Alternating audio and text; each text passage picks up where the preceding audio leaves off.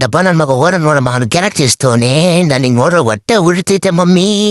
ಅವ್ಳ್ಕೊ ನನ್ನ ಮಗಂಗೆ ಉಗಿಬೇಕು ಅನಿಸ್ತೈತೆ. ಹೊಡಿಬೇಡ ಆಯ್ತು ಬಿಡು, ತಪ್ಪಾಯ್ತು ಬಿಡು, ಹೊಡಿಬೇಡ ಆಯ್ತು.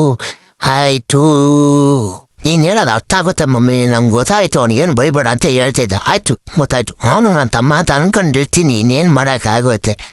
ಮಮ್ಮಿ ನನಗೆ ಗೊತ್ತಿರೋ ನಾನ್ ವೆಜ್ ಬೇಕೇ ಬೇಕು ಮಮ್ಮಿ, ನಾನ್ ವೆಜ್ ಬೇಕೇ ಬೇಕು, ಕೊಡ್ಸು ಮಮ್ಮಿ.